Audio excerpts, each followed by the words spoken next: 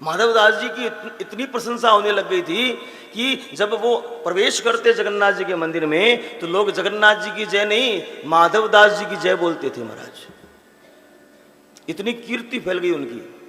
रोने लगे माधवदास जी, जगन्नाथ जी के पास जगह महाराज क्या कर रहे हो आप, ये आपके प्रांगण में मेरी जय जयकार महाराज, ये तो बड़ा अपराध हो रहा है महाराज। जगन्नाथ जी हंसने लगे, अरे माधव मैं तेरी परीक्षा ले रहा था कि तू सम्मान को ले रहा है कि नहीं ले रहा है, नहीं तू तो अपराध बोध में आ गया, चिंता मत कर, तेरा जितना अपमान होगा ना उतना ही तू मेरे समीप रहेगा। अब ये बात कह दी जगन्नाथ जी ने, अब अपमान करे कौन, पूरे उस उड़ीसा प्रांत में माधवदास जी की जय जयकार, वो मना करे कि नहीं महाराज ऐसे थोड़ी होता है। दुखी होकर के विचर रहे थे माधवदास जी और अचानक से क्या देखा, एक बुढ़िया मैया जो बच्चों को मार रही थी। अब बुढ़िया है, कोई वृद्धा है और बच्चों को मारी, मतलब उसके हृदय में करुणा का भाव तो नहीं है। तो माधवदास जी ने सोचा ये हमारी यजमान बनेगी, यही हमारा अपमान करेगी। पकड़ लिया और उनका पीछा करते करते उनका भवन देख लिया, अच्छा ये भवन है क्या। मौका पा करके माधवदास जी पहुंच गए, कहाँ, उस वृद्धा माता के घर, और जाकर कहा अलख निरंजन। हाँ बोलो बाबा जी। बोले हम तो क्या है मधुकरी पे जीवन जीते हैं, तो आज कहीं मिला नहीं, आपका भवन बड़ा अच्छा लगा, तो हमने सोचा आज आपके यहाँ मधुकरी मिल जाए। मधुकरी कहते भिक्षा।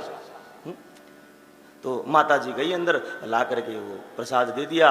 प्रसाद पाया, माधवदास जी ने कहा माता जी बड़ा आनंद आ गया, आपका प्रसाद बड़ा अच्छा था। ठीक है महाराज, ना तो प्रशंसा करी ना निंदा करी। माधवदास जी चले गए। बोले माता जी कल फिर आऊंगा मैं।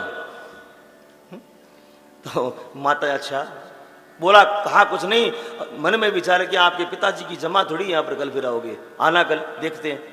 कहा कुछ नहीं, अपमान तो नहीं हुआ, तो अपमान चाहते थे मेरा अपमान हो तब मैं प्रभु की और समीप जाऊंगा। दूसरा दिवस फिर उठे और माधव स्नान आदि करके फिर भवन पर पहुंच गए और जाकर अलख निरंजन भिक्षाम देही। तैयार थी वृद्धा माता, ला गया फिर, शर्म नहीं है इसे इतने भवन में मेरे ही घर दिखा इसको। तो गई, बोला हाँ बाबा जी लाती हूँ ना, और गई अपने रसोई कक्ष में और सब्जी में इतना नमक डाल दिया पूरा खारा हो गया, तो भी रुकी नहीं वो। और एक सब्जी में इतनी मिर्च डाल दी कि मानो कि जल आग ही निकल जावे महाराज, इतनी मिर्च डाल दी और उसे मिला करके हाँ बाबा जी वो प्रसाद पाओ। और माधवदास जी ने वो प्रसाद पाया, एक और गया महाराज, आ हा आनंद आ गया, आनंद आ गया। भक्त जो होते हैं ना वो मतलब क्या है कि अपने जो गुस्से को भी बड़े प्रेम से कहते हैं, है ना, हा क्या बात है। पुराने माइट कहते थे ना, चाय में चीनी ना हो, बोले क्या बात है, बड़ी स्वादिष्ट चाय बनाई है? क्या बात है। कभी मतलब गुस्सा का प्रदर्शन भी बड़े तरीके से करना। हाँ, तो कसेला लग रहा था, जैसे ही दूसरा कौर निकाला महाराज तो मानो कि बस आग ही निकलने वाली है मुखारबिंद से, इतनी मिर्च। पानी पी के बुरा हाल माधवदास जी का। मैया ने पूछा क्यों महाराज आनंद आया? अरे महाराज ऐसा आनंद तो आज तक नहीं आया, आज तक नहीं आया। तो कल फिर, क्या बात माता, इतना सुंदर प्रसाद बनाती है, कल तो फिर आना है मुझे।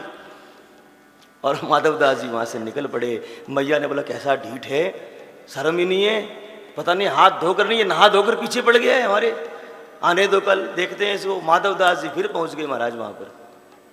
माधवदास जी फिर पहुंच गए और जैसे ही पहुंचे और जाकर कहा माता जी भिक्षाम देही।